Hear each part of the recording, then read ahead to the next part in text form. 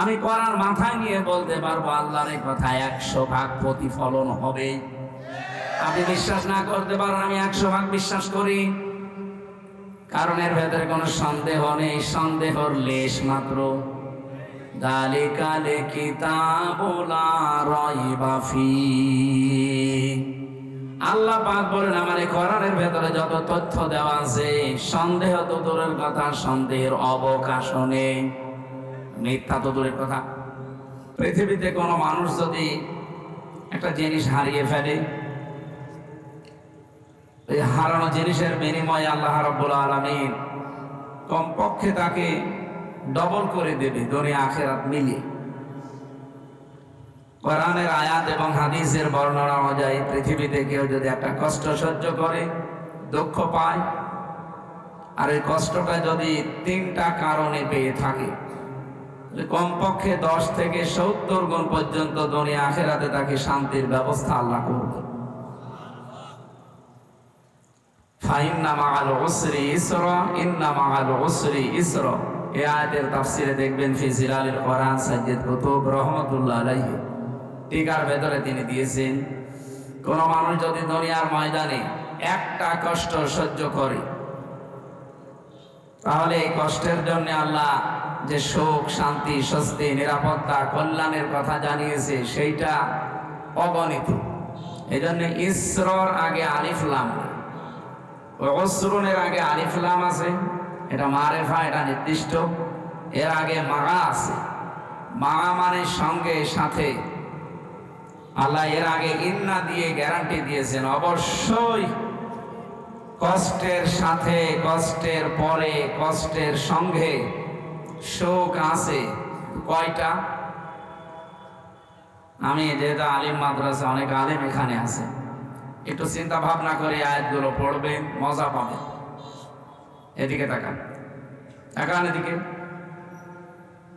আমার কথা যেটা বলি ওখান থেকে আমি একটা শিক্ষা নিয়ে আসি আগে, তারপরে সামনে যাই। এই আয়াত থেকে আমাদের শিক্ষা কি? একটা কষ্ট যদি কেউ দুনিয়াতে সহ্য করে, একটা কষ্টের বিনিময়ে কমপক্ষে, যেহেতু ইসরার আগে আলিফ লাম নেই, এটা অনির্দিষ্ট, এটা না কেরা, তার মানে সুখ একটা দুইটা না, কত দেবে এটা আমরা জানি না। আমরা একটা নির্ধারিত নিয়ম দিয়েছেন যে সর্বনিম্ন 10, মান জাআ বিল হাসানাতি ফালাহু আশরু আমসালিহা। একটা নেকির কাজের পরে কমপক্ষে আল্লাহ ওই 10 গুণ পর্যন্ত সওয়াব দেয়, আর সর্বঊর্ধ্বে 70 গুণ। এরপরে কত আছে এটা আমাদের ধারণার বাইরে, বেগাইর হিসাব বলা আছে কোরআন। এখানে যেহেতু একটা কষ্ট কেউ সহ্য করলে তার সাথে সাথে আল্লাহ সুখ, শান্তি দেবে কয়টা? কমপক্ষে নিম্নে 10, উপরে 70-এর উপরে আরো আছে, আমরা 70 ধরলাম। এদিকে তাকিয়ে বলে সর্বনিম্ন কত? এর উপরে অন্তত 70 ধরি, তার উপরে যত আছে আমাদের হিসাবের যেহেতু বাইরে, ওইটা বাদ দিলাম। একটা কষ্ট যারা আমরা সহ্য করি, এর সাথে সাথে আল্লাহ সুখ, শান্তি আমাদেরকে দেবে 70টা। এটার ভেতরে কি আছে এখন আমরা বের করতে চাই। সুখ যদি আপনি দুনিয়ায় পেয়ে থাকেন, কষ্ট যদি আপনি পেয়ে থাকেন, এই কষ্টটা, এই সুখটা হওয়া লাগবে 3টা কারণে। কয়টা? আমি কথা বোঝাতে পারছি কিনা বলে। আপনি কষ্ট পেলেই হবে না, কষ্ট পাওয়া লাগবে দুনিয়ায় কয়টা কারণে? আরো জোরে বলে। 1 নম্বরে আপনার যদি আল্লাহর জন্য কষ্ট হয়, রাসূলুল্লাহর জন্য কষ্ট হয়, মানবতার জন্য কষ্ট হয়। কয়টা কারণ পেলাম? এই 3 কারণের বাইরে যদি কেউ কষ্ট পায়, তার কষ্টের সাথে আল্লাহ সুখ, শান্তি রেখেছেন, এ কথা কোরআনে। এই মাদ্রাসার যারা সম্মানিত আলেম ওলামা যারা আছেন তাদেরকে বলছি একটু ভালো করে খেয়াল করেন। সাধারণ মানুষ হয়তো এভাবে না বুঝলেও আপনারা বুঝবেন। আপনি বলেন একটা কষ্টের পেছনে কারণ কয়টা? আরো জোরে। আপনি 3 কারণের বাইরে যদি দুনিয়ায় কষ্ট পান, আপনার জন্য কোনো শান্তি, স্বস্তি, নিরাপত্তা, সুখ, কল্যাণ আল্লাহ রাখেন না। বহু মানুষকে আমরা দেখি এই 3 কারণের বাইরেও তারা কষ্ট সহ্য করে। এই যে প্রেম যারা করে, ছেঁকা খায়, কষ্ট পায় না। যারা করিয়েছে ছেঁকা খেয়েছে একটু হাত তোলেন তো দেখি আল্লাহ রলিরা। এই এলাকায় তো এসব নেই আলহামদুলিল্লাহ। আপনাদের এলাকায় মাদ্রাসা আছে তো এই জন্য এইসব নেই। চালাক, এই যে কে যেন বলছে চালাক মাল, ঠিকই। যাই হোক, এই কষ্টের পরে সুখ পাবেন না। পরকীয়া প্রেমে যারা আছে এরা যদি একটু মানে কিছু হয় কষ্ট পায় না। এই কষ্টের সাথে কি সুখ আছে? না। এটা হাসি না, আপনি নাম ধরেই বলছি, আমার দাদির বয়সী তো এই জন্য। উনি যখন চলে গেল কষ্ট পায়নি? কি কষ্ট পেয়েছে আপনি দেখেছেন, কি কান্না কাঁদছিল। আমার তো মনে হয় স্বামী মরে গেলেও ও এত কাঁদেন। কি কন্দন গো, মনে আছে তো সব মরে গেছে একদিন। আমি এর আগেও কন্দন দেখেছি কিন্তু চোখে পানি দেখিনি। এই দিন সত্যিই চোখে পানি বেরিয়েছে। তার মানে এই দিন কষ্ট, কথা বললেন না কেন? এই যে কষ্ট পেলে, কষ্টকে আল্লাহর জন্য, রাসূলুল্লাহর জন্য, মানবতার জন্য, কিসের জন্য? মানবতা ধ্বংস করার জন্য। কোরআন বলছে যারা কষ্ট পাবে, কারণ কয়টা? এখন আমরা যারা এই যে ৫৪ বছর স্বাধীন হয়েছে বাংলাদেশ, বিশেষ করে ১৫.৫ বছরে কষ্ট পেয়েছি। আমি নাম ধরেই বলছি ভাই, আমি নিজে যেহেতু ভিকটিম, আমি কষ্ট পেয়েছি। নাকি মনে করছেন আমার কোনো কষ্টই হয়নি? আরে ভাই, আমি যোগাযোগ বিচ্ছিন্ন ছিলাম ৩ বছর ফাঁসির কন্ডেম সেলের ভেতরে। জেলখানার ভেতরে আরেকটা জেল আছে, তার নাম বলা হয় সেল। সেলের ভেতরে আরেকটা জায়গা আছে, তার নাম ফাঁসির কন্ডেম সেল, যেখানে মার্ডার মামলার আসামি থাকে। আমাকে মার্ডার করে গিয়েছিল।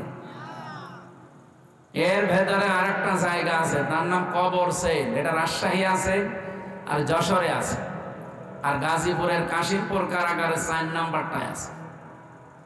এছাড়া আর বাংলাদেশে সেরকম কোনো জায়গায় আমি পাইনি। আমার যেহেতু বিভিন্ন জায়গায় নিয়ে যেতেও কষ্ট দেওয়ার জন্য। জেলখানায় দিলে ৩ বছর না, ৩০ বছরও আমি এত কষ্ট পেতাম না। ২৪ ঘন্টা একটা রুমের ভেতরে। রুম কিসের? এদিকে ৩.৫ হাত, এদিকে ২.৫ হাত, একটা কবরের মতো। এর সামনে আবার টয়লেট দেওয়া, ওর ভেতরে খাওয়া, ওর ভেতরে গোসল, ওর ভেতরে ঘুমানো, ওর ভেতরে পড়াশোনা। তারপরেও যদি একটু ১০-১৫ দিন পরে বাড়িতে একটু কথা বলতে দিত যে কেউ বেঁচে আছে না মরে গেছে, না। ৩ বছর দেখা সাক্ষাৎ নেই, কথা তো নেই। অথচ সারা জেলখানার লোক যারা ফাঁসির ১০ জন ফাঁসির আসামি, মানে ১০টা মার্ডার করেছে, সেও আমার সামনে অন্তত ৭ দিন পরে পরে একবার কথা বলে, ১৫ মিনিট ২০ মিনিট করে বাড়ি। এই যে কষ্টটা আপনি দিলেন, আমার কি কিছুই হয়নি? আপনি নিজেকে একটু দাঁড় করান তো। আমার এই বয়সে, আমার তখন ৩০ বছর ছিল, এখন তো ৩৩। এই বয়সে এই কষ্টটা আমি যদি অপরাধ করে পেতাম, আমার কোন কষ্ট লাগতো না। আমি যদি 10টা মার্ডার করে যেতাম, আমাকে কষ্ট দিতে, আমি মেনে নিতাম। আপনি আমার যে মামলা দিলে, ও মামলা তো শয়তানও বিশ্বাস করে না। আমার মামলা দিয়েছে যে আমি আনসারুল্লাহ বাংলা টিমের প্রধান সারা বাংলাদেশে। অথচ কি ও ছাতা আমি জীবনে নামই শুনি। আনসারুল্লাহ বাংলা টিম যে কি, এটা জীবনে আমি নামও শুনিনি। ওর আগে ওই জেলে যে শুনলাম যে আনসারুল্লাহ বাংলা টিম নামে একটা টিম আছে, ওদেরকে জঙ্গি বানিয়ে বিভিন্ন দেশের মডেলদেরকে ইন্ডিয়ার প্রেসক্রিপশন অনুযায়ী এই দেশে যারা দায়িত্বে ছিল তারা দেখাতো যে এই দেশে জঙ্গি আছে। অথচ এই যে ডিএমপি কমিশনার এখন আমাদের ঝিনাইদহ বাড়ি, শেখ সাজ্জাদ হোসেন, উনি 3 দিন আগে জানিয়েছে যে বাংলাদেশে জঙ্গি বলে কিছু নেই, এগুলো সব নাটক ছিল। কারণ একজন মহিলা নাটক লিখতো, আর কাউন্টার টেরোরিজম আর ডিবিতে যারা কাজ করে তারা এগুলো সব মন্তস্থ করত। যেহেতু যিনি নাটক লিখবে তিনি পালিয়েছে, যে নাটক লিখবে কি? আর যারা মন্তস্থ করবে তারাও তো পালিয়েছে। যারে তারে নিয়ে যে জঙ্গি বানিয়ে দেয় না, শুধুমাত্র যারা ইসলাম পন্থী, যারা আলেম ওলামা, এদেরকে হয়তো নিয়ে যে 1 মাস 2 মাস 1 বছর 2 বছর গুম করে রাখে। ওই মিনি আয়না ঘর আছে, বিগ আয়না ঘর আছে, এখানে নিয়ে যে রাখে মাটির নিচে। 1-1.5 মাস 2 মাস 2 বছর 5 বছর পরে বের করবে, এত বড় বড় নখ হয়ে যায়। আমি নিজেও তো 10 দিন ছিলাম, প্রথমে দেখেছি ওই যে দেওয়ালে লিখে রাখে, এই বড় বড় নখ দিয়ে লিখে রাখে যে ভাই কেউ যদি বাইরে যেতে পারেনি নাম্বারটা অন্তত জানাবে যে আমি বেশি আছি। সে লোকটা জানে না যে এটা কোন বছর চলছে, এটাতে 2025 সালও জানে না। এমনকি লোকটা জানে না যে এখন কয়টা বাজে বা এটা কোন মাস চলছে, কি বার, এটা কি দিন না রাত, এখন কি সূর্য উঠেছে না রাতের গভীর, ওর কিচ্ছু জানা নেই। আমিও তো 10 দিন জানি না যে আমি কি সূর্যের আলো কোনোদিন দেখতে পারবো, সূর্যের আলো কেমন হয়। 10 দিনেই মনে আছে আমি ভরে গেছি। বলেন তো যে একটা 10 বছর 12 বছর পড়ে আছে একটা ঘরে এভাবে, তাও হাতের সাথে পায়ের সাথে শিকল লাগানো। আপনি নিজেকে ওই জায়গায় দাঁড় করান তো কেমন লাগে আপনার। এই যে নখ তোলে যে সমস্ত জিনিস দিয়ে মেশিন, এগুলো আমাকে দেখিয়েছিল যে এগুলো আমরা দিয়ে নখ তুলি। আমার আগে ছাত্র দলের এক ভাইকে নিয়ে গেল, ও নখ তুলবে। এরকম একটা চেয়ার আছে, চেয়ারে বসিয়ে হাতের সাথে পায়ের সাথে ক্লিপ লাগিয়ে দেয়, গলার সাথে একটা বেল্ট লাগিয়ে দেয় যেন আপনি নড়তে না পারেন। একটা মেশিন আছে, ওইগুলো নিয়ে এসে হাতে আর পায়ের কাছে ধরে, একটা টিপ দেওয়ার পরে একবারে আপনার এই হাতে আর পায়ের 20টা নখ খুলে চলে আসবে। আরে নখ খুলে আসলে তো ছেড়ে দিলে তো হয়, ওর উপরে তখন ওই যে পাতলা মিহি যে লবণ আছে না, মোল্লা সল্ট, ওইটা ছিটিয়ে দেয়। ওটা শুনতে এমন লাগছে, তাহলে আমার কেমন লেগেছে বলেন তো। শিবিরের সভাপতি ছিল দেলাওয়ার ভাই, ওনার একটা নখও পায়নি, প্রত্যেকটা তুলে লবণ দিয়েছে। উনি সেন্সলেস, জানে না যে আমি মরে গেছি না বেঁচে আছি। তার আছে না পাতলা আছে মিহি তার, এই তার গরম করে লাল হয়ে যায়, তখন লজ্জাস্থানে ঢুকিয়েছে। পুরুষাঙ্গ ওনার নষ্ট হয়ে গেছে। পরবর্তীতে চিকিৎসার মাধ্যমে আল্লাহ আবার ফেরত দিয়েছে। আমার সামনে বলছিল রিমান্ডে ওই আসাদুজ্জামান, এটা কোলাঙ্গার, এই কাউন্টার টেরোরিজমের প্রধান ছিল, এবং ডিসি আব্দুল মান্নান,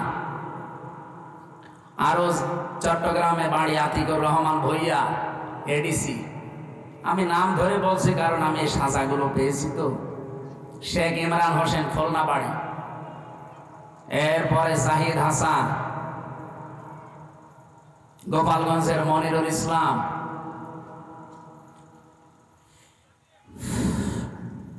ওই সময় ডিসি ছিল নজরুল ইসলাম মোল্লা, ডিবির এডিসি ছিল মশিউর রহমান।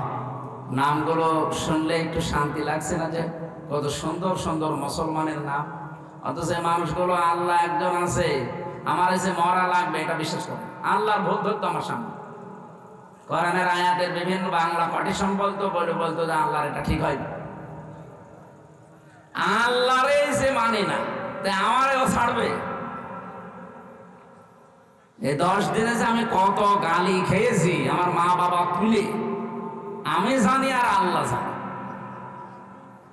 আর সাইদি সাহেবকে মনে হয় প্রতিদিন 50 টাকা করে গালি দেয়। মামলা আমারে দিয়েছেন, আমার যদি দোষ থাকে আপনি খোঁজ করে বের করেন, আমারে কিছু বলেন। সাইদি সাহেবের গালি দেন।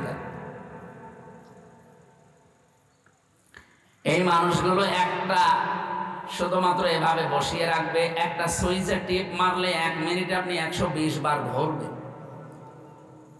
আপনার মাথার মগজ উলট পালট হয়ে যাওয়ার কথা না।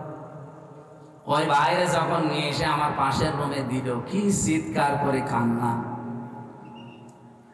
এতে কঠিন ভয়ঙ্কর একটু বর্ণনা বললাম, এটা কিন্তু আমি ফেস করে এসেছি। এটা এখন আমার বুকে ব্যথা, মাজায় ব্যথা, পিঠে ব্যথা, ডায়াবেটিস, এগুলো একটা রোগও আমার ছিল না। সব এই জেলখানায় 3 বছরে হয়েছে, কারণ ভেতরে তো কোনো চিকিৎসা নেই। একজন ডাক্তার আছে 10,000 মানুষের জন্য একটা ডাক্তার, মহিলা ডাক্তার, তাও সব রোগের কথা তার কাছে বলাও যায় না। ওই একই মানে আমার সামনে একজন যে বলছে যে আমার এই জিনিসের ব্যথা, ওই একই বলি। মহিলা করবে কি, কারণ এই কথা কি ওনার সামনে বলা যায়? একজন পুরুষ মানুষ যেখানে 25-30 বছর বয়স আমার, আমি এই জিনিস দেখাতে পারবো তার কাছে?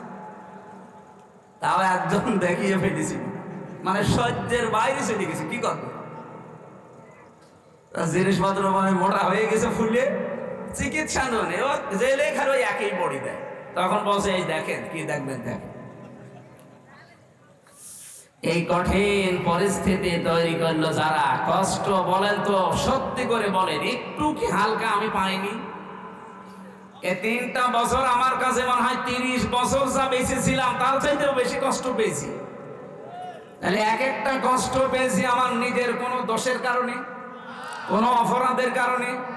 হয় আল্লাহর জন্য তারা কষ্ট দিয়েছে, রাসূলুল্লাহর জন্য কষ্ট দিয়েছে, অথবা মানবতার জন্য। তাহলে কোরআনের আয়াত ছিল কি, কেউ যদি কষ্ট সহ্য করে একটা, কষ্টটা কার জন্যে? আল্লাহর জন্যে, রাসূলুল্লাহর জন্যে, মানবতার জন্যে। তার জন্যে কমপক্ষে মা যেহেতু আছে, যারা আরবি গ্রামার জানে বলেন তো মা, এ শব্দের পরে আল্লাহ উসরুনের আগে আলিফ লাম দিয়ে এর সাথে নির্ধারিত করে দিয়েছে যে অবশ্যই একটা কষ্ট সহ্য করো দুনিয়ায়, একটা দুঃখ সহ্য করো। আমি আল্লাহ কমপক্ষে 10 থেকে 70টা সুখ, শান্তি, স্বস্তি, নিরাপত্তা, কল্যাণ দুনিয়া আখিরাত মিলে তোমার কপালে লিখে দিলাম। আল্লাহর এই ওয়াদা কি মিথ্যা হবে? বলেন বলেন। অন্তত 15.5 বছরে আমরা যারা 50টা কষ্ট পেয়েছি, না পাইনি? 50টা কষ্ট যারা পেয়েছি এই 3 কারণে, তাদের জন্য আপনি 50কে 70 দিয়ে গুণ দেন তো। 3500 কমপক্ষে সুখ, শান্তি আল্লাহ আমাদের সামনে রেখে দিয়েছে। এগুলো দুনিয়া আখিরাতে আল্লাহ আমাদেরকে দেবে, এরপরে অন্য কিছু। এরপরের আয়াতটা যেহেতু আল্লাহ রিপিট করেছেন, এই জন্য বলছি। আল্লাহ রাব্বুল আলামিন বলেন, ইন্না মাআল উসরি ইসরা। আগেরটা শুনে যেমন শান্তি পেয়েছো, পরেরটা একটু শোনো কেমন লাগে বলবো। পরেরটা আল্লাহ জানাতে চেয়েছেন, দুনিয়া থেকে যদি একটা সুখ ভোগ করে, একটা সুখ যদি কেউ শান্তি ভোগ করে দুনিয়ায়, আর ওই সুখ যদি অবৈধ সুখ হয়, আবার তাকান এদিকে, আপনি সুখ ভোগ করলে অশান্তি পাবেন দুনিয়ায়, বিষয়টা এমন না। সুখ যদি হয় অবৈধ সুখ, এই শান্তিটা যদি অবৈধ শান্তি হয়ে থাকে, একটা সুখ শান্তি ভোগ করার বদলে এর সাথেও যেহেতু মা আছে, আপনি অবশ্যই দুনিয়াতে কমপক্ষে 10 থেকে 70টা অশান্তি দুনিয়ায় পাবেন। আগেরটা শুনে তো ভালোই লাগছিল, ছাতা পরেরটা বলে তো কেমন লাগছে। দুনিয়াতে আপনি একটা সুখ ভোগ করছেন, কিন্তু সুখটা অবৈধ সুখ। নওগাঁবাসী ইমান থেকে বলবেন, যদি থেকে থাকে আপনার বিবেকে যদি কাজ করে, 15.5 বছরে যারা ছিল তারা সুখ পায়নি। এটা বলছেন না কেন? এই সুখটা কি বৈধ সুখ না অবৈধ? আপনি সুখ ভোগ করবেন করেন, কিন্তু বৈধ ভাবে করেন। এই 15.5 বছরে 3 বার যারা ভোট করে নাম দিয়ে আপনি গেলেন ক্ষমতায়, সুখ পেলেন। আপনি তো ভোট করে যাননি, কারণ আমি নিজে ভিকটিম। 33 বছর বয়স এখন আমার। 18 বছর থেকে যদি ভোট দিতে আরম্ভ করতাম, আমি 3 বার ভোট দিতে পারতাম, একবারও পারি নাই। তার মানে 3 বার যারা ছিল বৈধ না অবৈধ? বলেন বলেন। অবৈধ ভাবে থেকেও কি তারা সুখ পায়নি? আপনি কি এত আসতে পারেন কেন? যারা অবৈধ সুখ পেয়েছেন, যদি মনে করেন 50টা সুখ আপনি ভোগ করেছেন, এক একটা সুখে যদি কমপক্ষে 70টা করে দুঃখ আপনার কপালে থাকে, হিসাব করে আগেরটা যেমন দিলেন, এবার বলেন কত হয়? 3500। আমি কোরআন মাথায় নিয়ে বলতে পারবো, আল্লাহর এই কথা 100 ভাগ প্রতিফলন হবে। আপনি বিশ্বাস না করতে পারেন, আমি 100 ভাগ বিশ্বাস করি, কারণ এর ভেতরে কোনো সন্দেহ নেই, সন্দেহর লেশ মাত্র। যালিকাল কিতাবু লা রাইবা ফীহ। আল্লাহ পাক বলেন, আমার এই কোরআনের ভেতরে যত তথ্য দেওয়া আছে, সন্দেহ তো দূরের কথা, সন্দেহের অবকাশ নেই, মিথ্যা তো দূরের কথা। তাহলে বাস্তবে যেটা বললাম কোরআন দিয়ে আপনি এবার নিজের জীবনে মিলাবেন। মাস্ট বি দুনিয়া যারা অবৈধ সুখ ভোগ করেন, এই যে পরকীয়া প্রেমী যারা আছে তারা কি সুখ পায় না? সুখ না পেলে 2-3টা ছেলে মেয়ে রেখে চলে যায়। ও মনে হয় ইস, এত জোরে বলেন কেন? এলাকায় যদি কেউ অবৈধ সুখে থাকেন, এই মুহূর্তে আপনি থেমে যান। আর সুখ আপনি হয়তো কিছু পাচ্ছেন, এক একটা অবৈধ সুখের কারণে কমপক্ষে 70টা দুঃখ সামনে আপনার অপেক্ষা করছে। সুতরাং এই প্রেম ছেড়ে দেওয়া লাগবে, পরকীয়া প্রেম। যারা রাজি আছেন হাত তোলেন তো। কার সাথে লাইন? আপনার বিয়ে করেছেন? বিয়ে করলে তো আপনারা লাইন করেন। আমি এখান থেকে একটা শিক্ষা দিতে চাই, যেহেতু রেকর্ড হচ্ছে, এটা জাতির জন্য বলবো। এটা আবার অন্যদিকে নিয়েছেন না, হুজুর যা বলে সব আমার গায়ে লাগে। যেহেতু অবৈধ সুখ ভোগ করলে এক একটার জন্য শাস্তি কয়টা? আরো জোরে। এতদিন যারা এগুলো করেছে তাদের এখন শাস্তি আপনি দেখতে পাচ্ছেন। এত কিছু তারা করেছিল, এখন ভোগ করতে পারছে না। কয়েকদিন আগে সিঙ্গাপুরে ছিলাম, মালয়েশিয়া, কয়েকটা দেশ ঘুরছিলাম। দেখি এই দেশ থেকে যারা পালিয়ে গেছে ওরা কিন্তু ওই দেশের সাহেব পাড়া বানিয়েছে, সেকেন্ড হোম ওদের আছে। থাকতে পারে না, তালা লাগানো, থাকে হচ্ছে হোটেলে। আমি যে হোটেলে উঠেছিলাম, নিচে নেমে দেখি 2 শয়তান চা খাচ্ছে। কি গো হুজুর, আমরা আগেই পালিয়েছি। আপনি পালাইলেন কেন? আপনার না 620টা বাড়ি। চট্টগ্রামের একজন ছিলেন না, কি মন্ত্রী যেন, ভূমি মন্ত্রী, 620টা বাড়ি এসে শয়তান। একজনের বাড়ি লাগে কয়টা বলেন তো? আমার বাবার একটা বাড়ি, তাই আমি থাকার সময় পাই না। আর শয়তান এই 5 বছরে 620টা বাড়ি বানিয়েছে। আমার মনে হয় এই 9 মাস যদি থাকতো, ও আরো 200 বাড়ি বানাতো। বানিয়ে কি করবে? একটাও তো থাকতে পারেন না। এখন এই যে হোটেলে থাকা লাগে, কয়দিন থাকবেন এভাবে? সাহেব পাড়ায় থাকতে পারেন না, হলে থাকবো ওখানে। বাংলাদেশের 20 লাখ মানুষ এই মালয়েশিয়া আছে, আমার পিটিয়ে ভাতা বানিয়ে ফেলবে। অবৈধ সুখ যারা ভোগ করেছেন, আল্লাহর কসম, এক একটা অবৈধ সুখের জন্য 70টা করে অশান্তি পাবেন দুনিয়া আখিরাত মিলে। এর বাস্তব প্রমাণ আমার কুষ্টিয়ার হানিফ আরিনুর বাড়ি। ওই আগস্টের 5 তারিখে বিকাল বেলা তো একটা নাজিল হয়েছিল আযাব। আবার এই ফেব্রুয়ারির 5 তারিখে আযাব বুলডোজার নাজিল হয়েছে, পুরাটা মিশিয়ে দিয়েছে। অথচ কি দাপট ছিল দেখেছেন? আগস্টের 5 তারিখের আগ পর্যন্ত দাপট কি গো? ক্ষমতা ভোগ করেছে, কিন্তু ওটা কি বৈধ না অবৈধ? আমরা বসবেন পারে। আপনি যদি এই কাজগুলো না করে আবার বলেন যে চাই, কি চান? নির্বাচন চাই, দিয়ে দিলাম, কি হবে? দিনের ভোট রাতে হবে। আমি যা বলছি যদি একটা কথা মিথ্যা প্রমাণ করতে পারেন, আমি এখনই বন্ধ করে দেব। সংস্কার না করে যদি আপনি আবার এখনই নির্বাচন আজকে দিয়ে দিন, নির্বাচন হবে কিন্তু ওই 24 সালের মতো। দিনের ভোট রাতে হয়ে যাবে, আমি গ্যারান্টি দিয়ে বলতে পারি।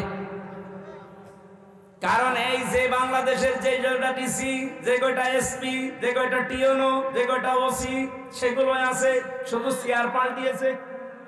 নওগাঁর ডিসি গেছে কুষ্টিয়ায়, কুষ্টিয়ারটা কুমিল্লায়, কুমিল্লারটা চট্টগ্রাম, মাল তো একই আছে, খালি জায়গা পাল্টিয়েছে। ওই মালদের হাতে যদি এখন আপনার দিয়ে দেন, ওরা কি ওই এতদিন 15 বছর যা করেছে ও আল্লাহর ওলিরা তাই করবে? এই কথা বলবে না কেন? এখানে জিনিস পাল্টান, সংস্কার তো এমনি বলছে না। সংস্কার মানে করে পাল্টিয়ে দেন। জালেম যারা ছিল, জালেমদের দোসর যারা ছিল, একটাও যেন চেয়ারে না থাকে, সব পাল্টিয়ে নতুন মানুষের জায়গায় দেন। আরো আসতে বলেন। নির্বাচন আমি আজকে বিকাল বেলা দিতে বলছি, দেন। রাত শেষ হলে সকালে দিয়ে দেন, কিন্তু এগুলো পাল্টিয়ে দেন। সত্যি বলছে, এগুলো পাল্টিয়ে না দিলে আল্লাহর কসম যা ছিল আবার তার চাইতে বেশি খারাপ হবে। আর এভাবে যদি কেউ চেয়ারে বসতে পারে, বলেন তো ওইভাবে চেয়ারে বসলে বৈধ না অবৈধ? অবৈধ সুখ পেয়ে আপনি কি করবেন দুনিয়ায়? কয়দিন ভোগ করবেন অবৈধ সুখ? এই পৃথিবীতে অবৈধ সুখ যারা ভোগ করে শান্তি পায়, আল্লাহর কোরআন বলেছে অবশ্যই তাদের দুঃখ কপালে আছে। দুনিয়া আখিরাত মিলে কয়টা? বলেন বলেন। এবার আপনার যা ভালো লাগে আপনি তাই করেন।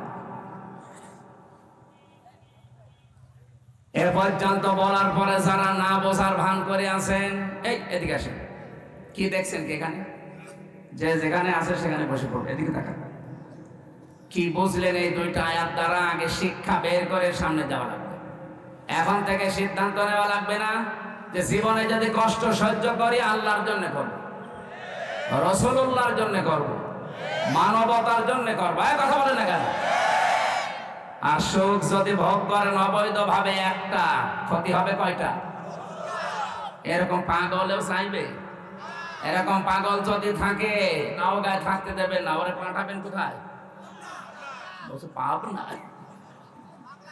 পাগলা গালাদার পাবনায় লাগবে না, নওগাঁর একটা বানানো লাগবে। কথা বলে না কেন?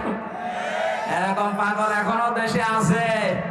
অবৈধ সুখ আমরা একটা হাদিস পড়েছিলাম, শুনেছেন না? আপনাদের এদিকে মন নেই।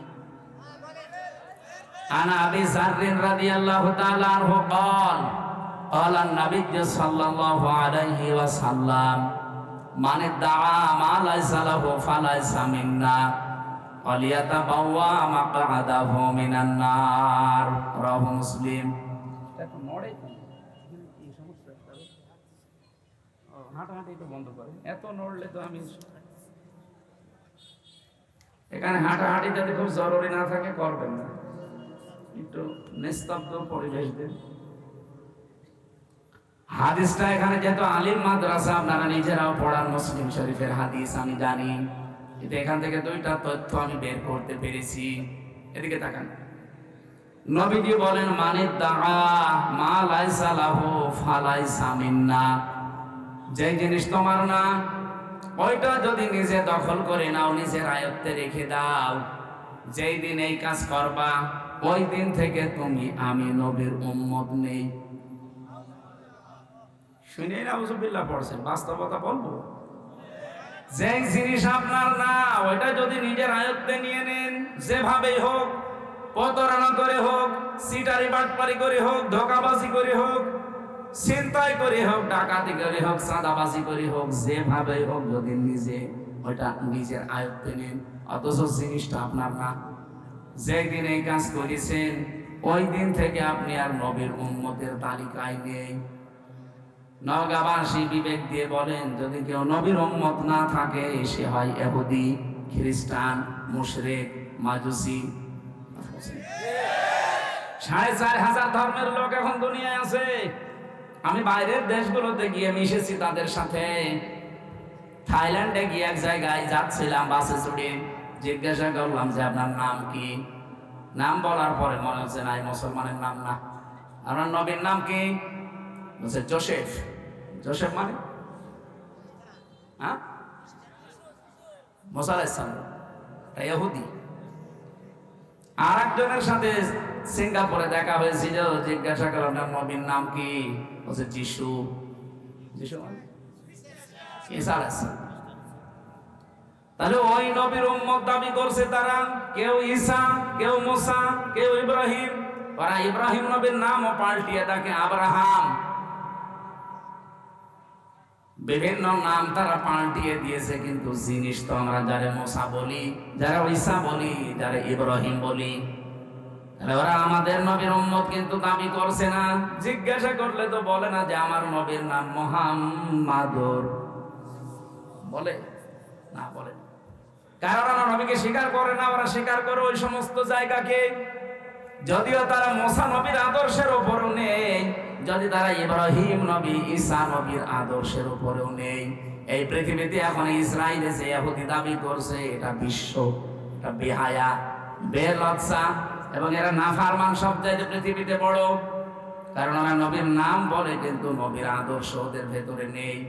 ওরা ইহুদিরা মুসা নবীকে বলে আমাদের নবী যোসেফ, কিন্তু কোনদিন মুসা নবীর আদর্শ ওদের জীবনে আছে? 1940 সালে ওদেরকে থাকতে দিয়েছিল দয়া করে এই ফিলিস্তিনের মানুষগুলো, খালি পায়ে খালি গায়ে সারা দুনিয়া ঘুরছিল, কেউ নেয়নি। দয়া করে মানবিকতার খাতিরে থাকতে দিয়েছিল, আর শয়তানরা এখন তাদেরকে এই দেশ থেকে তাড়িয়ে দিচ্ছে। আল্লাহ ধরে না এবার ধরেছে। ইন্না বাতশা রাব্বিকা লাশাদীদ ইন্নাহু হুয়া ইউবদিউ ওয়া ইউঈদ। আল্লাহ পাক বলেন আমি কিছু বলি না, কাউকে ধরি না, যদি কাউকে একবার ধরি আমি ওরে ছাড়ি না। ইসরায়েলে এখন যে দাবানল চলছে, জেরুজালেমের রাস্তা পর্যন্ত বন্ধ আছে 3 দিন। আপনি টের পাচ্ছেন? এতদিন পর্যন্ত এই জালেমদের অত্যাচারে মুসলমানরা বাড়ি ঘর ছেড়ে দিয়ে পালিয়েছে, আর ওরা এখন আল্লাহর গজবে বাড়ি ঘর ছেড়ে পালাচ্ছে। কত উন্নত প্রযুক্তির মেশিন লাগিয়েছে, তারা পানি দিচ্ছে লেভানোর জন্য আগুন, কিন্তু না যত দেয় তত আরো চলে। কারণ এই আগুন তো আর হামজা লাগায়নি, আগুন লাগিয়েছে কে?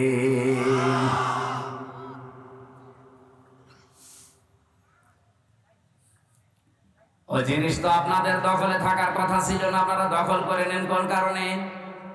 যেই জিনিস আপনার না, ওইটা যদি আপনি দখল করে নেন, আল্লাহর কসম করে বলছি ওই দিন থেকে আপনি কিন্তু নবীর উম্মত আর নেই। আগস্টের 5 তারিখের পরে অনেক মানুষের চরিত্রে আমরা এগুলো দেখতে পেয়েছি, যে জিনিস যার না সেইটা নিজের করে নিয়েছেন। আপনি মনে করছেন কি আপনি নামাজ পড়েন, রোজা রাখেন, আপনি হজ করে এসেছেন, বিশাল পাগড়ি মাথায় দেন, জুব্বা গায়ে দেন, আপনি নবীর উম্মত আছেন? কে বলেছে আপনাকে? আপনি যদি নবীর উম্মত থাকেন, এই হাদিসটা না মানার পরেও, তাহলে আব্দুল্লাহ বিন উবাই নবীর উম্মত। কি কথা বলেন এখানে?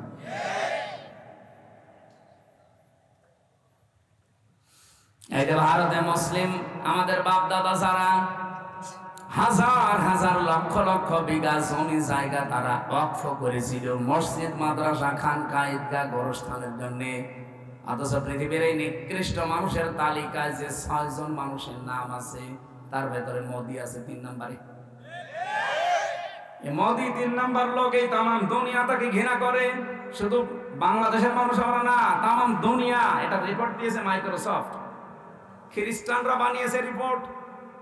পৃথিবীর 257টা রাষ্ট্র মিলে তারা রিপোর্ট বানিয়েছে পৃথিবীর নিকৃষ্ট মানুষ কারা। 6 জনের নাম এসেছে, নেতানিয়াহু একজন, মোদি একজন, আর যেটা পালিয়েছে ওইটা আছে। ওটা নিজে ডাকতেও নাম বলা যাচ্ছে না। আপনি কি মনে করছেন এই মানুষগুলোকে শুধুমাত্র আমরা খারাপ বলছি? কে বলেছে? তাম দুনিয়ার যত সৃষ্টি আছে ওদেরকে সামনে নিয়ে যান, ওরা এই নামগুলো শুনলেই ঘৃণা ভরে, প্রত্যাখ্যান করছে। একটু বিবেকের তাড়নায় কথা বলেছিলাম। ভারতের একজন সেনাবাহিনীর একজন দায়িত্বশীল, তাকে আজকে নামিয়ে দিয়েছে, বাদ দিয়ে দিয়েছে।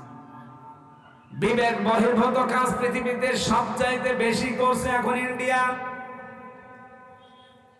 মুসলিমদের এই বিষয়গুলো এখন তারা ওয়াকফ আইন বাতিল করে দিয়ে নতুন করে অবৈধ আইন বানিয়ে এখন মুসলমানদের এই সম্পদগুলো সব নিয়ে নিচ্ছে।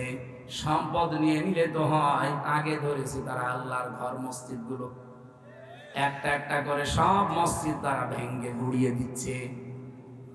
পৃথিবীর মানুষেরা মাটির নিচে আমরা শুনি যে তারা তেল পায়, গ্যাস পায়, সোনা পায়, রূপা পায়, আর এই শয়তানরা শুধু মাটির নিচে মন্দির পায়। তাও যেখানে সেখানে মন্দির পায় না, শুধু মসজিদের নিচে। যে মসজিদ ভাঙ্গে বলে এখানে 500 বছর আগে মন্দির ছিল। আমরা যদি এখন বাংলাদেশে আওয়াজ তুলি যে ঢাকার স্বামীবাগে যে ইস্কন মন্দির, এটা 1000 বছর আগে মসজিদ ছিল, মেনে নেবে? এই জন্য হিন্দু ভাইদেরকে বলবো, আজকে গোবিন্দ পরামানিকের বক্তব্য শুনেছেন, হিন্দু মহাজোটের মহাসচিব তিনি, সভাপতি। এই লোকটা জানাচ্ছে তামাম পৃথিবীর হিন্দুদেরকে আহ্বান জানায়, এই মাতাল মোদিকে আপনারা থামান। কারণ শুধু হিন্দুদের জন্য না, তামাম পৃথিবীর মানবতার জন্য আজ ক্যান্সার হয়ে দাঁড়িয়েছে। পরে যদি না থামানো যায়, পৃথিবী সমাজের অযোগ্য হয়ে যাবে। অলরেডি দাঙ্গা আরম্ভ করে দিয়েছে ভারতে। আরে ভাই, দাঙ্গা ওখানেই থাকবে না, দেখেন 10 দিন পরে ঢুকলো বলে বাংলাদেশে। কারণ আশপাশের কোন রাষ্ট্র এখন নিরাপদ না। কোন রাষ্ট্রের সাথে এই কোলাঙ্গারদের সম্পর্ক ভালো নেই। ওদের সম্পর্ক ভালো আছে মালদ্বীপের সাথে। যে কয়েকদিন আগে আমার এই হোসাইন মালদ্বীপ শ্রীলঙ্কা ঘুরে আসলো, সব মালদ্বীপের সাথে ওদের সম্পর্ক ভালো নেই, শ্রীলঙ্কার সাথে ভালো নেই, ভুটানের সাথে ভালো নেই, পাকিস্তানের সাথে নেই, আফগানিস্তানের সাথেও ভালো নেই, মায়ানমারের সাথে ভালো নেই। আমাদের সাথে ভালো ছিল, ববু ছিল, ববু নেই। ববু চলে যাওয়ার পরে আমরা খুব মুসিবতে আছি। একজন বছর ঠিক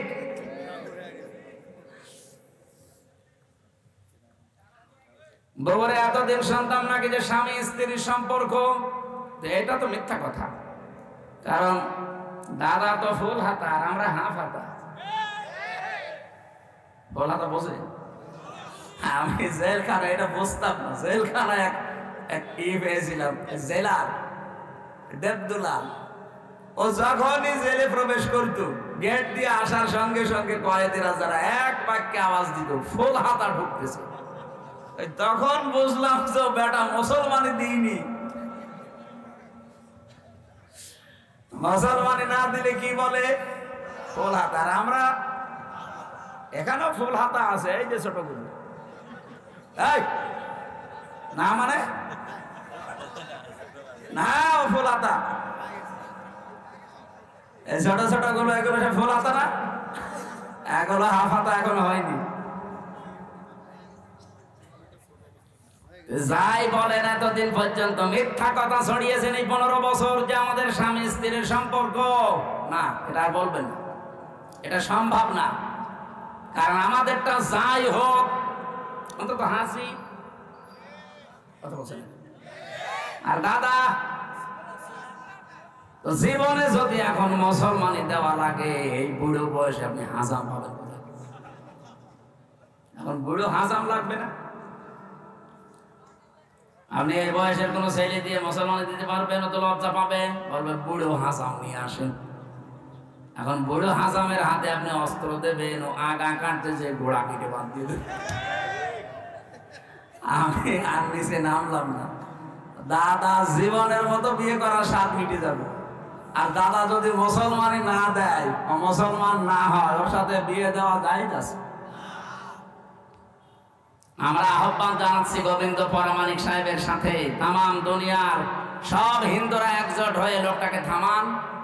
অন্তত আমরা সবাই, যেহেতু প্রতিবেশী পাল্টানো যায়, আমরা চাই সবাই মিলেমিশে অন্তত দুনিয়ার জীবনটা পার করি। কেউ থাকবো না আমরা।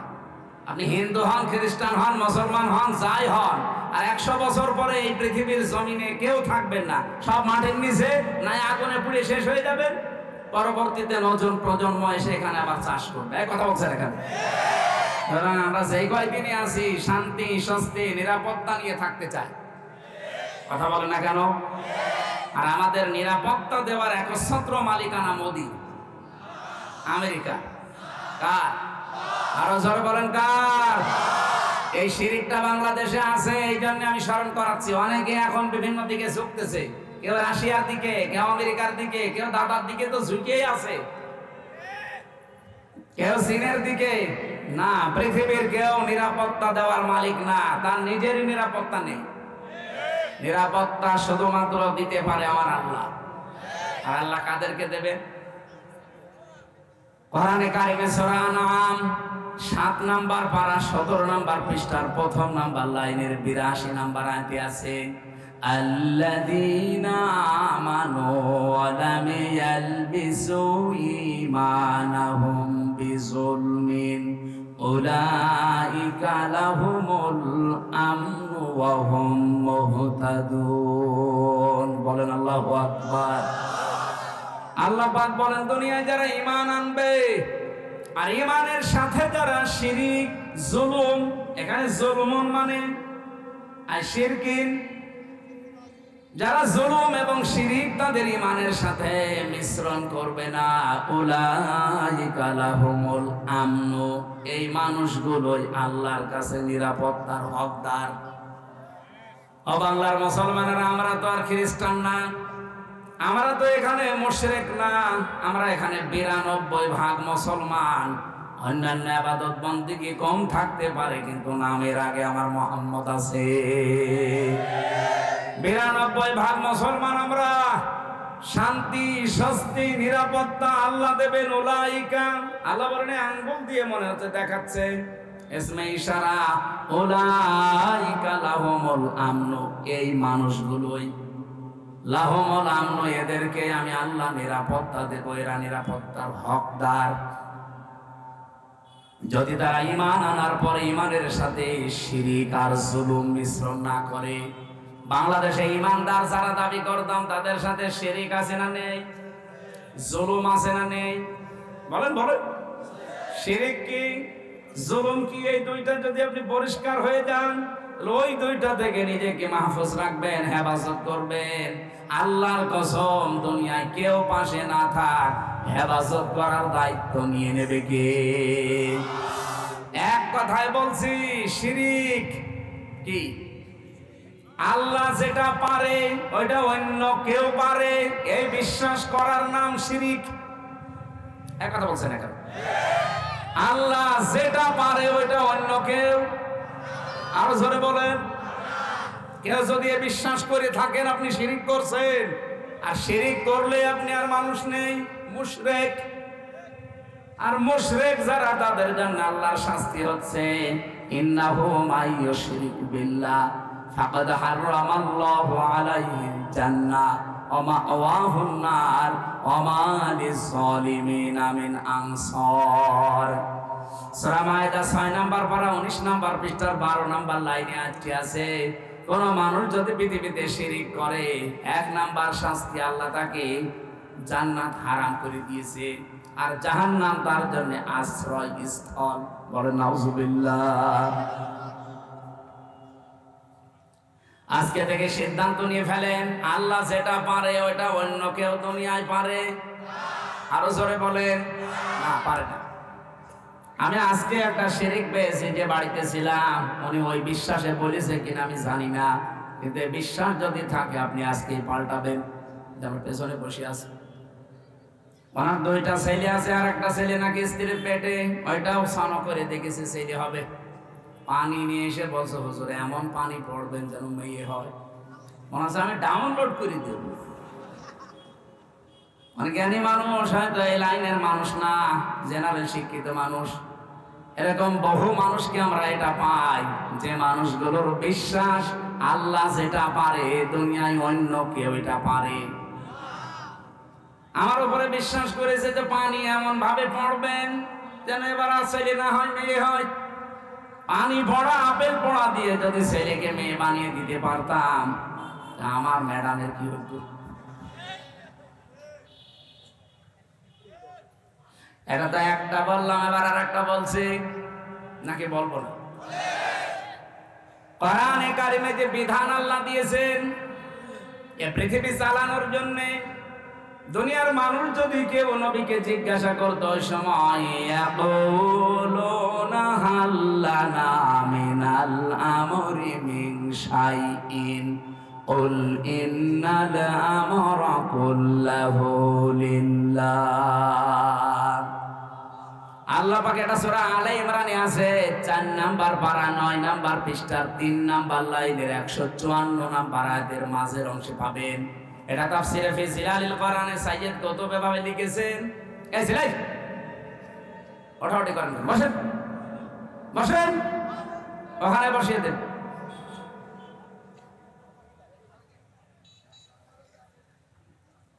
রাব্বুল আলামিন বলেন, নবী মানুষ যদি আপনাকে জিজ্ঞাসা করে যে দুনিয়া চালাতে তো আইন কানুন লাগে, এগুলো কি আমরা বানাতে পারি? আল্লাহ সাফ জবাব দিয়েছেন, আপনি বলেন না। ওলে ইন্নাল আমরা কুল্লাহু লিল্লাহ, আইন শুধুমাত্র বানাতে পারে কে? আরো সরে বলেন। আল্লাহর দেওয়া আইনের পাশাপাশি কেউ যদি আইন বানায় সে শিরিক করছে। কি কথা বলেন? আপনি 318 পৃষ্ঠার এই বইটা পড়েন, এই যে নারী কমিশন বানিয়েছে যেটা, পুরাটা পড়ে দেখেছি আমি। এখানে আমার দৃষ্টিতে প্রত্যেকটা পয়েন্টে তারা ভুল করেছে, আর অধিকাংশগুলো আল্লাহর কোরআনের আয়াতের বিরুদ্ধে লিখেছে। ওরা 3 নাম্বার পয়েন্টে এটা লিখেছে যে দেহ আমার, সিদ্ধান্ত আমার। এটা কোরআনের আয়াতের বিরুদ্ধে।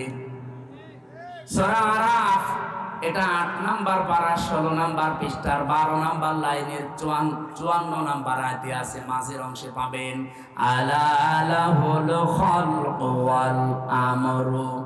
আল্লাহ বলেন এ পৃথিবী বানিয়েছি আমি, সিদ্ধান্ত দেবে কে? আর ওরা বলছে দেহ আমার, সিদ্ধান্ত আমার। আরে ভাই, দেহ আপনার মানে? আমার এই যে 33 বছর বয়স, 34 বছর আগে আমির হামজা নামে কোন অস্তিত্ব ছিল? আসতে বলেন। হালাতা আলাল ইনসান হাইনুম মিনাদ দাহরি লাম ইয়াকুন শাইআম মাযকুরা। মানুষের জীবনে কি এমন সময় যায়নি যখন সে উল্লেখ করার মতো কিছু ছিল না? আমি তো 34 বছর আগে আমার বাবার বিয়ে হয়েছে, 35 বছর আগে, 34 বছর আগে অন্তত আমি দুনিয়ায় উল্লেখ করার মতো হামজা ছিলাম না। দেহ আমার হয় কি করে? এখন যদি বলেন না আমার মা বাবার, কে বলেছে আপনার মা বাবার? বিজ্ঞানের কাছে জিজ্ঞাসা করছেন যে দেহটা কে বানিয়েছে? বিজ্ঞান বলছে বাবার স্ফলিঙ্গ দিয়ে দ্রুত গতিতে যে পানিটা বের হয়ে যায়, এইটা দিয়ে কমপক্ষে 4টা জিনিস তৈরি হয়। যদিও বিজ্ঞান তথ্য দিয়েছে, এটা খ্রিস্টান বিজ্ঞানী। এই খ্রিস্টান জানাচ্ছে যে 4টা জিনিস কমপক্ষে মায়ের ভেতরে 40 দিন যখন পাল্টাতে থাকে, এনা পাক পানিটা দিয়ে আল্লাহ 4টা জিনিস বানায়। ওরা তো আল্লাহ বলে স্বীকার করে না, বলে গড। কি বলে? আমি এটা পেয়েছিলাম তামিলনাড়ু এক খ্রিস্টান ডাক্তারের কাছে। উনি বলছিল কম্পিউটারের ভেতরে যে ভেলোর হাসপাতালে চেন্নাই নিয়ে গিয়েছিলাম আমার ছোট মেয়েটাকে। ওই সময় তো বড় মেয়ে, ওইটাই ছোট ছিল, একটাই ছিল। বলছিল রক্ত, গোশত, চর্বি আর চামড়া, মায়ের রেহেমের ভেতরে যে নাপাক পানিটার থলি আছে, ফিকরারিন মাকিন বলা হয় যেটাকে, ওখানে একটা সুরক্ষিত জায়গায় একটা নাপাক পানি আছে। ওই পানির ভেতরে এই পানি দিয়ে মিশ হয়। ওটা দিয়ে আল্লাহ আরো 4টা জিনিস বানায়, চুল, রগ, হাড় আর পর্দা। 8টা জিনিস যখন এক হয়, তখন মাটির নির্যাস থেকে যে আমরা বলি যে আল্লাহ মানুষ বানিয়েছে কি দিয়ে? না, সরাসরি মাটি দিয়ে বানিয়েছে আদমকে। আর আমাদেরকে আল্লাহ মাটি দিয়ে বানাননি, তামাম পৃথিবীর সব মানুষকে আল্লাহ বানিয়েছে মাটির নির্যাস দিয়ে। এখন যদি এখানে জিজ্ঞাসা করা হয় খালি আলেমরা বাদ দিয়ে, আমার মনে হয় অধিকাংশ মানুষ বলতেই পারবে না যে মাটি বানিয়েছে কি দিয়ে? মশলা দিয়ে।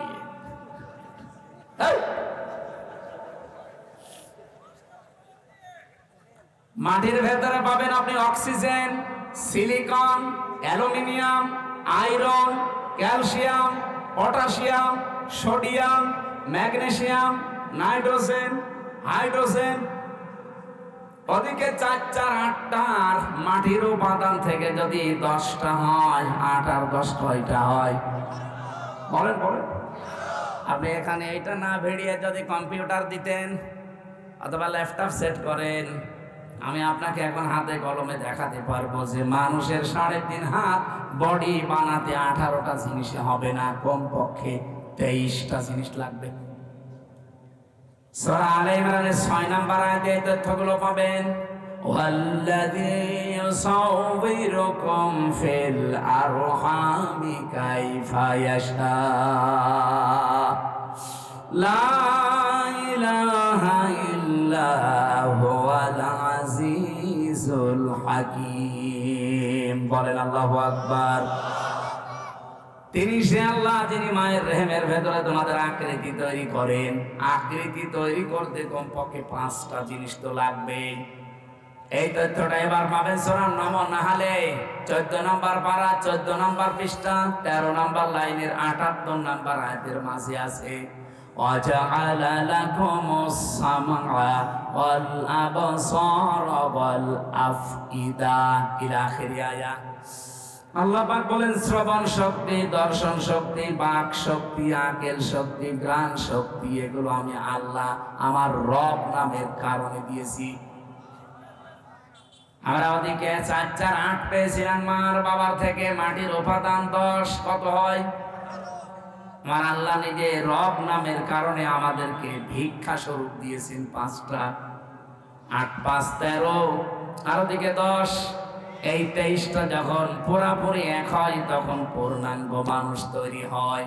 কিন্তু এই 23টার ভেতরে 2টা একটাও যদি কম হয় ও জীবনেও পূর্ণাঙ্গ হয়ে আর আসতে পারবে না, তখন অপূর্ণাঙ্গ হয়ে আসবে।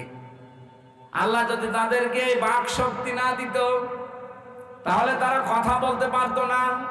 আজ যারা বলছে দেহ আমার, সিদ্ধান্ত আমার, এই বাক শক্তিটা দিয়েছে তোর মা বাবা কে? বলেন বলেন। চিনি দিল কথা বলার শক্তি, এখন তার বিরুদ্ধে কথা আরম্ভ হয়েছে।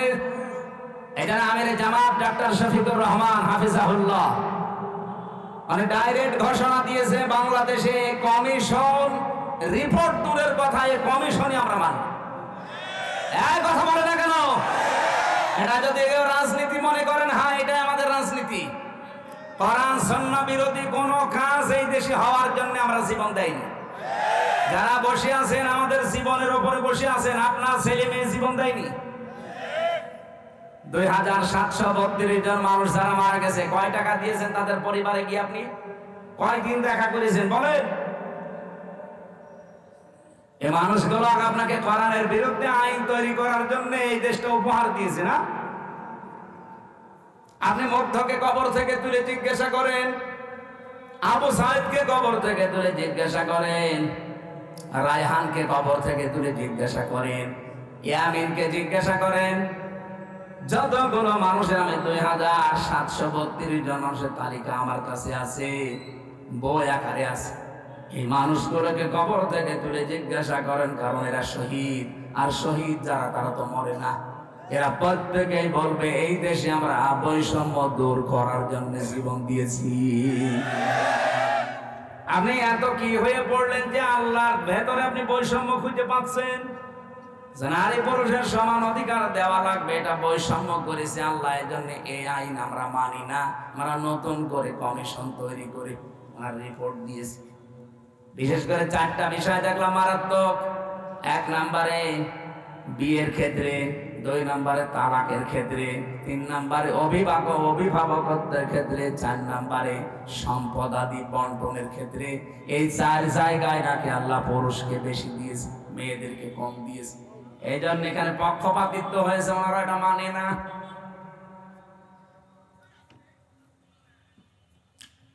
আমরা স্পষ্ট ভাষায় তাফসীর মাহফিলে রেকর্ড হয়, তামাম দুনিয়া যাচ্ছে। সবাইকে আহ্বান জানাচ্ছি, আগস্টের 5 তারিখ কিন্তু শেষ হয়ে যায়নি। কথা বলে না কেন? মে মাস অলরেডি শুরু হয়ে গেছে। সামনে জুন, জুলাই 36, আর মাত্র 1 মাস বাকি আছে। রিপোর্ট দেওয়া দূরের কথায় কমিশনে যেহেতু মানি না, যদি মানতে বাধ্য করেন কিন্তু 36শে জুলাই আবার এদেশে আসবে। আর যদি আবার 36শে জুলাই এদেশে আসে, এত বড় পাওয়ারফুল মানুষ যখন থাকতে পারে না, তাদের শিকড় কোন জায়গা থেকে কোন জায়গা ছিল আপনারা তো নিজেরাও জানেন।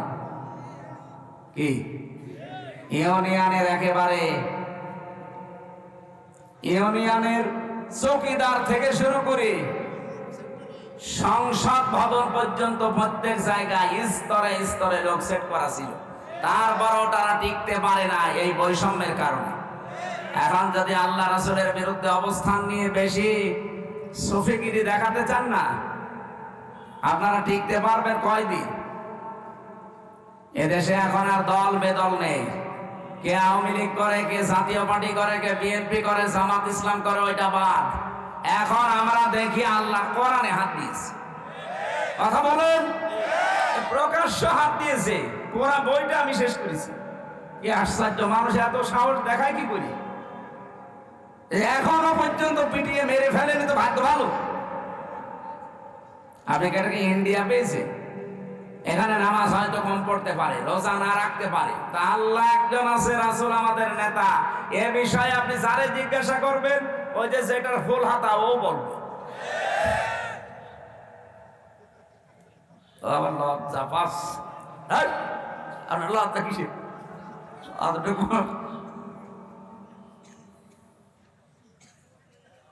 না, আমি হাসির ছলে বলি নাই, বাস্তবতা এইটা করে দিলাম। এরপরেও যদি কেউ মানতে না চান, নিজের কপালে নিজে আগুন লাগাবেন।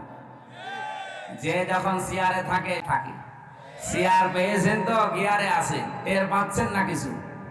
92% মুসলমান যদি আবার 36শে জুলাই তৈরি করা লাগে, কোরআন কায়েম করি ছাড়বে ইনশাআল্লাহ।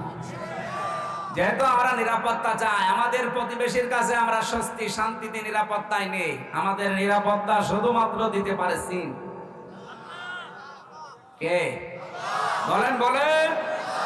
আল্লাহ বলেন নিরাপত্তা দিতে পারি, আগে নিজের ঈমানকে শিরিক মুক্ত করো।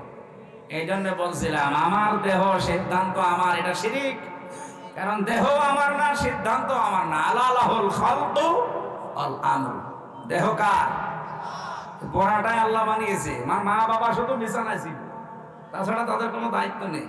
বাকিটা যা করার কে করেছে? এই জন্য উনি যেহেতু বানিয়েছে, সিদ্ধান্ত ওনার হবে, আর এইটাই বাস্তবসম্মত। আর আপনি বলবেন দেহ আমার, সিদ্ধান্ত আমার, এটা আপনার বাস্তবতার বাইরে। সুতরাং আগামী থেকে আমরা এই কমিশনই যেহেতু মানি না, ও নিয়ে আর কথা বলতে চাই না। এরপরও যদি কেউ বাধ্য করেন, এদেশের রাজপথ এখনো কিন্তু শেষ হয়ে যায়। আমরা আশা করব দেশকে অস্থিতিশীল করার জন্য এই কিছু কোরআনকার মহিলার কথা শুনে, যেগুলো কোরআনকার না হলে আল্লাহর কোরআনের বিরুদ্ধে হাত দেয়। আর এরা মহিলা বলে কি এদের? এগুলো সব ডাস্টবিন থেকে এসেছে। এদেরকে মহিলা বলা যায়? চেহারা দেখেছেন এক একটা? চেহারা দেখলে তো হালকা পাতলা বোঝা যায় মেয়ে লোকের কোন চিহ্ন আছে বইটার ভেতরে, যে কটা কমিশনে বসে আছে দেখা। সূরা কলমের 13 নম্বর আয়াতের তাফসিরে পড়েছি, যারা কোরআনের বিরুদ্ধে অবস্থান নাই, ওয়াদুল্লিম বাদা যালিকা সানিম, এগুলো যার সন্তান। আমি বলতে চাই না, তারপরেও তো বাস্তবে মিলে যাচ্ছে। আপনি কোরআনে হাত দিতে গেলেন কোন সাহসে? নিজের জন্মটা খারাপ করে ফেললেন। আশা করছি আপনারা থামবেন, এরপরে কপালে যা আছে আল্লাহ করবে। এই জন্য আমরা শান্তি, স্বস্তি, নিরাপত্তা যদি আল্লাহর পক্ষ থেকে বাংলাদেশ পেতে চাই, বহির্বিশ্বের যে এখন আন্তর্জাতিক ষড়যন্ত্রগুলো চলছে, অলরেডি যেহেতু দাঙ্গা মোদি লাগিয়ে দিয়েছে, এ বাতাস আসতে কিন্তু বেশি দেরি হবে না। এই কথা বলবেন না? বাস্তবতা কিছু বোঝার চেষ্টা করেন। আমরা শান্তি, স্বস্তি, নিরাপত্তা পেতে চাইলে ঈমান যাই আছে, ঈমানের সাথে যেন শিরিক মিশ্রণ না হয়। যেহেতু আল্লাহর আইনের সাথে অন্য কোনো আইন মিশ্রণ করা শিরিক, সুতরাং এই দেশে আল্লাহর আইনের বাইরে কোনো আইন আমরা চলতে দিতে পারি না, তাহলে দেশটা নিরাপত্তাহীন হয়ে যাবে। আমরা চাই দুনিয়া যার, আইনও চলবে। এ কথার সাথে দ্বিমত আছে কারো? আমার ভাইরা, নামাজ যদি আপনার কমও থাকে, রোজা আপনার কম হয়েছে, পর্দা পশিদা কম হয়েছে, কিন্তু ঈমানটা যদি সত্যি আপনি পরিষ্কার রাখতে পারেন, আকীদা যদি আপনি বিশুদ্ধ হতে পারে, অল্প কিছু করলে আপনাকে আমার আল্লাহ নাজাত দিয়ে দেবেন। আখলিস দীনাকা ইয়াকফিকাল আমালুল কলিল। তোমার ঈমানকে খাঁটি করো, অল্প আমলে নাজাতের জন্য এইটাই যথেষ্ট হয়ে দাঁড়াবে। আল্লাহ হাদিসটা মেনে চলার তৌফিক দিন, বলেন আমিন। ও বাংলার মুসলমানেরা, যে হাদিস পড়ে ব্যাখ্যা করছিলাম, যে জিনিস আমার না, ওটা যদি জোর করে আমি নিজের আয়ত্তে রেখে দেই, আমি ওই দিন থেকে নবীর উম্মত। আর সুতরাং আগস্টের 5 তারিখের পরে কাউ যদি এই কাজ করে থাকেন, কারো চরিত্র যদি এরকম সমস্যা থাকে, আগে ওটা ফেরত দিয়ে দেন। এটাকে আমি ইনাকে বললাম, আপনাকে বললাম, যে করেছেন তারে বলেছি। যারাই করেছেন এগুলো আপনি নিজে তো জানেন, কারটা কি দখল করেছে সেটা ফেরত দিয়ে দেন। হ্যাঁ, যদি আপনার জিনিস এতদিন দখল হয়ে যায়, ওটা যদি আপনি ফেরত পেয়ে থাকেন, আপনার অসুবিধা নেই। কথা বোঝা গেছে? আপনারই ছিল, ওটা হাত ছাড়া হয়ে গিয়েছিল, দখল করে নিয়েছিল, এখন ওটা আবার ফেরত পেয়েছেন, আপনি এই হাদিসের আওতা মুক্ত থাকবেন। সে যেন জাহান্নামে নিজের একটা স্থান তৈরি করে নিল। বলেন নাউজুবিল্লাহ। আল্লাহ আমাদের হেফাজত করুন। সূরা মুনাফিকের 4 একটা মাত্র আয়াত পড়েছি। আমাদের আজকের আলোচনার বিষয় ভণ্ড বিশ্বাসী। বাংলাদেশে নেই? আছে মানে নবীজি ইন্তেকালের আগে কিন্তু এই কথা জানিয়েছেন যে ভণ্ড বিশ্বাসী, যেটা আরবিতে বলা হয় মুনাফিক, বাংলায় কি বলে? কপটতা, ভণ্ড বিশ্বাসী, লোক দেখানো। এই মানুষগুলো পৃথিবীতে কোনো ইহুদির ভেতরে তৈরি হবে না, খ্রিস্টানের ভেতরে হবে না, মুশরিকদের ভেতরে মুনাফিক তৈরি হবে না। মুনাফিক যদি তৈরি হয় দুনিয়ায় শুধুমাত্র তৈরি হবে মুসলমানদের ভেতরে। যেহেতু আমরা এদেশে এখন 92%, এজন্য মুসলমানদের ভেতরে মুনাফিক তৈরি হওয়ার সম্ভাবনা বেশি। আমি আবার মুনাফিক হয়ে গেলাম না তো? আল্লাহ পাক বলেন ওয়াইদা রাআইতাহুম তু'জিবুকা আজসামুহুম ওয়া ইয়াকুলু তাসমা'ু লিকাউলিহিম কাআন্নাহুম খুশুবুম মুসান্নাদা। হে নবী, আপনি যখন মুনাফিকদেরকে দেখবেন, যেহেতু মুনাফিকের এই জাতটা অন্তরের সাথে সম্পৃক্ত, দেখলে আপনি নিজে পর্যন্ত আশ্চর্য হয়ে যাবেন যে এ কি গো, তা আমার চাইতে বড় বুজুর্গ।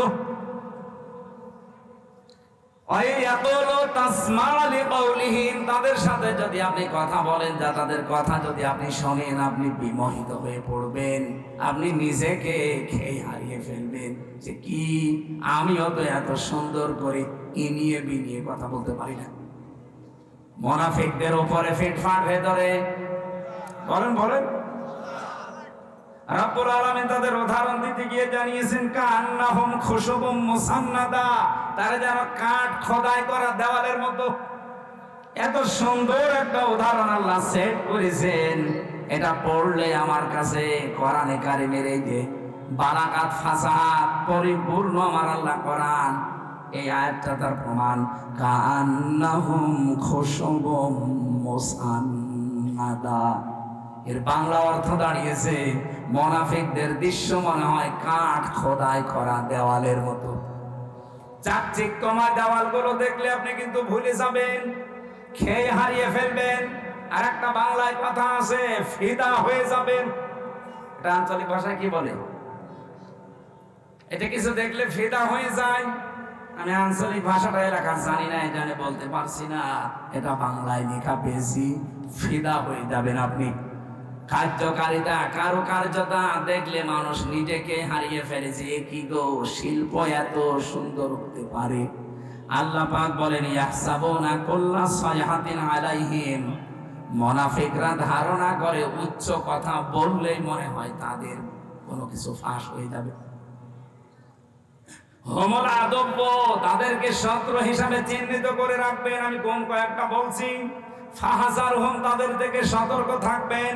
কাতালাহুমুল্লাহ, এইটা বিশ্বাস করে রাখবেন যে আল্লাহ নিজে তাদেরকে হত্যা করবে, শাস্তি দেবে, কতল করবে। আন্না ইউফাকুন, কোথায় তারা ফিরে যাচ্ছে, এটা বাংলা অর্থ ছিল। এবার এই যে তিনটা শব্দের ভেতরে গুরুত্বপূর্ণ শব্দ হচ্ছে ইয়াহসাবুনা, তারা ধারণা করে, মনে করে। কুল্লা সাইহাতিন আলাইহিম, উচ্চ কোনো কথা বললেই মনে হয় তাদের চরিত্র ফাঁস হয়ে যাবে। যেহেতু মুনাফিক এটা নিকৃষ্ট আল্লাহর কাছে, রাসূলের কাছে এত নিকৃষ্ট, কোরআনে আল্লাহ উদাহরণ দিতে গিয়ে জানিয়েছেন মুনাফিক জাহান্নামে যাবে কাফেরদের নিচে। বলেন তো, আবু জেহেল মুনাফিক না কাফের? ফেরাউন মুনাফিক না কাফের? বলেন বলেন। আর ফেরাউনকে আল্লাহ যদি জাহান্নামে দেয়, আবু জেহেলকে যদি জাহান্নামে দেয়, মুনাফিক যারা আমরা, যারা মুসলমানদের ভেতরে এখন সেগুলো বলবো চারটা, এই চারটা বিষয় যদি কারো ভেতরে থাকে, ও আবু জেহেলেরও নিচে থাকবে। নওগাঁবাসী থাকতে চান আবু জেহেলের নিচে জাহান্নামে? বলেন বলেন। এক নম্বরে কোন হাদিসে আমি সালাসা পেয়েছি, কোন হাদিসে আরবা পেয়েছি। আয়াতুল মুনাফিক আরবা আছে, সালাসা আছে। ইজা হাদাসা কাযাবা, কথা বললেই মুনাফিকরা মিথ্যা কথা বলে। দুনিয়ার কথা বলুক আর ধর্মের কথা বলুক, কথা বললেই মিথ্যা কথা বলে। এরকম আলেম দেশে নেই। এই যে আমার ভণ্ড তাহেরি ভাই, কথা বললে ও হাদিস কোরআনের নাম দিয়ে বলুক আর জেনারেল কথা বলুক, কথা বললেই মিথ্যা কথা বলে। কারণ যেগুলো বানিয়েছে সব মিথ্যা। আপনি আলেমদের জিজ্ঞাসা করেন, ইয়ালি বাবা, শালি বাবা, কেল্লা বাবা, ফতি বাবা, সব বানিয়েছে। মিথ্যা কথা তুলে আনে, এমন এমন শান তৈরি করেছে আল্লাহর ওলিদের নাম নিয়ে। এ পৃথিবীতে সবচাইতে দামি মানুষ হচ্ছে নবীরা। কথা বলে না কেন? নবীদের পরে সবচাইতে দামি মানুষ সাহাবীরা। বলেন বলেন। আপনি নবীদের জীবনী পড়েন। আমি 25 জন নবীর জীবনী পেয়েছি কোরআনে ডাইরেক্ট, আর 2 জন নবীর নাম পেয়েছি ইনডাইরেক্ট। এই 27 জনের পুরা জীবনী আমি পড়ে দেখেছি তাফসিরে তাবারি থেকে। পড়াটা পড়ে কোনদিন আমি পাইনি ও যেমন জিকির বানিয়েছে কোন নবী এই শালি বাবা, কেল্লা বাবা, ফতে বাবা বলে জিকির করেছে। তাহলে পড়াটা মিথ্যা, এটাকে আর ব্যাখ্যা করা লাগবে? সাহাবীদের জীবনী পড়েন, হেকায়েতে সাহাবা সহ যত সাহাবীর জীবন আমি নিজে পড়েছি। একটা দুইটা না, বিশ্ববিদ্যালয়ে থাকাকালীন বহু সাহাবীর জীবন আমার ছিল। পড়াটা পড়ে কোনদিন আমি পাইনি একদিনের জন্য কোন সাহাবী ইয়া রাসূলুল্লাহ, ইয়া রাসূলুল্লাহ এই জিকির করেছে। অথচ ওরা নাম দিয়েছে আহলে সুন্নাত ওয়াল জামাত। ওদের নাম দেওয়া দরকার আহলে বেদাত ওয়াল জামাত। সুন্নাতের কোন বালাই ওদের ভেতরে নেই। খালি পাগড়ি মাথায় দিয়ে জুব্বা গায়ে দিলে আর বাবড়ি চুল রাখলে সুন্নাত হয়? যা যা করছেন সবগুলো মিথ্যার উপরে। কথা বললে যারা মিথ্যা কথা বলেন, ধর্মের কথা বলেন আর জেনারেল কথা বলেন, কথা বললে জীবনে মিথ্যা ছাড়া কিছুই পাওয়া যাচ্ছে না। অথচ নবীজি বলেন এই পৃথিবীতে সমস্ত পাপের মা হচ্ছে মিথ্যা। বাইরের দেশগুলোতে আমি যে দেখেছি, ওরা শুধু আজ দাঁড়িয়ে গেছে এই মিথ্যাটা না থাকার কারণে। মালয়েশিয়া তো মুসলমান দেশ, তারা 2004 সাল থেকে আজ দাঁড়িয়ে গেছে, আর আমরা 54 বছরও দাঁড়াতে পারি না। আমি মালয়েশিয়া বিশ্ববিদ্যালয়ে পড়াটা যখন ঘুরছিলাম, 120টা দেশের ছেলে মেয়েরা ওখানে আছে। আমার বিভিন্ন দেশের ছেলে মেয়েদের সাথে আমার পরিচয় হওয়ার পরে ওরা আমারে বলছে, হুজুর এই যে মোবাইলটা, রাজশাহী বিশ্ববিদ্যালয় দেখেছেন না, এর চাইতে কমপক্ষে 20 ডবল বড় হবে মালয়েশিয়া বিশ্ববিদ্যালয়। এই যে মোবাইলটা যদি এখানে পড়ে থাকে, সারা দিন সারা রাত যদি এর পাশ দিয়ে শুধু বাংলাদেশ আর ভারত আর পাকিস্তান এই 3টা দেশের লোক যদি এই রাস্তা দিয়ে না যায়, এই মোবাইল সারা দিন সারা রাত পড়ে থাকবে, কেউ নেবে না। তো বাংলাদেশের লোক আর ভারতের লোক যদি পাশ দিয়ে যায়, ও গায়েব হয়ে যাবে। শুনে কেমন লাগে বলেন তো, যে আমার কথা দিয়ে পাশ দিচ্ছে। ওরা আজ দাঁড়িয়ে গেছে শুধু এইটার কারণে। সত্যের উপরে যতটুকু আছে তারপরেও তো 100 ভাগ নেই। আমার যতটুকু দেখায় 10 দিন আমি ছিলাম, এর আগে একবার গিয়েছিলাম, পড়াটা অবজার্ভ করে আমি যতটুকু পেয়েছি, ওই মানুষগুলো আজ দাঁড়িয়ে যাওয়ার পেছনে হচ্ছে মিথ্যা থেকে ওরা দূরে। মিথ্যা বলতে চায়, ধোঁকাবাজি করবে, মানে খাদ্যে ভেজাল দেবে, ঔষধ মিশাবে, ফরমালিন দেবে, যদি ধরা পড়ে কোনো বিচার রাখবে না, হিসাব অনেক সঙ্গে সঙ্গে মেরে ফেলবে। এরকম বাংলাদেশে এই যে রাজশাহীর বাগমারান একটা ছেলে আছে, আমাদের বিশ্ববিদ্যালয় কুষ্টিয়ার বড় ভাই আব্দুল জব্বার মন্ডল। উনি যতটুকু ক্ষমতা পেয়েছিলেন ম্যাজিস্ট্রেট হিসাবে, যা আরম্ভ করেছিলেন, যদি পেছনে ব্যাকআপ থাকতো আর ওইভাবে যদি বাংলাদেশে 100 জন আব্দুল জব্বার তৈরি হতো, কেউ খাদ্যে ভেজাল দেওয়ার সাহস দেখাতো না। ওদের দেশগুলোতে খাদ্যে ভেজে, সিঙ্গাপুর, মালয়েশিয়া, থাইল্যান্ড, খাদ্যে ভেজাল নেই, এই জন্য শরীরও সুস্থ থাকে। আমি 10 দিনে একটা কাশিও দেইনি, আর বাংলাদেশে এসে আমার 14 বার কাশা লাগতেছে। কারণ এই দেশে খাদ্যে যে ভেজাল, 2 নম্বরে যে জার্ম, যে আকাশে বাতাসে যে পলিউশন, এরপরে এই যে ধুলাবালি করবো, ওদেশে একটা খড়কুটা নেই। অথচ বাংলাদেশে যাইতে মালয়েশিয়া প্রায় 5 ডবল বড়। না ভাই, মোনাফিক যদি মোনাফিকি করেন মুসলমানদের ভেতরে, যেহেতু এটা তৈরি হবে, তো এই জন্য আমাদের সাবধান, আমরা যেন মোনাফিকি না করি। 2 নম্বরে ওয়াইদা ওয়াদা আখলাফা, ওয়াদা করলেই তারা খেলাফ করবে। যেহেতু সামনে ওয়াদার একটা মৌসুম আসতেছে, কত মানুষ কত ওয়াদা আপনাকে দেবে, পার হয়ে গেলে পাটনি বাড়া সারা হয়ে যাবে। ওয়াদা একটা যারা ঠিক রাখে না। 3 নম্বরে ওয়াইদা তুমিনা খান, যারা আমানত রাখলে খেয়ানত করে। আমানত রাখলে যে খেয়ানত হয় এটা ওয়াজ করা লাগবে না। 15.5 বছরে দেখে ফেলেছেন দরবেশের মতো মানুষ, এত বড় বড় দাড়ি, যার মাথার চুল থেকে পায়ের স্যান্ডেল পর্যন্ত পুরা সাদা, আর সে নাকি 36,000 কোটি টাকা চুরি করেছে। দেশে যদি কোরআনের আইন থাকতো, এই দরবেশের 1 হাত না 2 হাত না, ওরা আরো কিছু জিনিসপত্র কেটে ফেলত। কত চোর এই দেশে, একটাও থাকতো, এমনি তো পালিয়েছে, যে কয়টা এখন আছে একটাও থাকতো না। আমরা চুরি না করে আমাদেরকে যেভাবে জেলে নিয়ে যেতেন, মাথায় দড়ি দিয়ে, কালো কাপড় দিয়ে, মুখ পেঁচিয়ে, পেছনে হ্যান্ডকাপ দিয়ে, ডান্ডা বেড়ি লাগিয়ে, বুলেট প্রুফ জ্যাকেট দিত বুকের উপরে, মাথার উপরে টুপি দিত, মনে হচ্ছে যে কি নিয়ে যাচ্ছে, অথচ কিছুই না। আর এখন এত বড় বড় কোটি কোটি টাকা চুরি করা মানুষ মনে হচ্ছে জামায় আদরে কোটে উঠতেছে।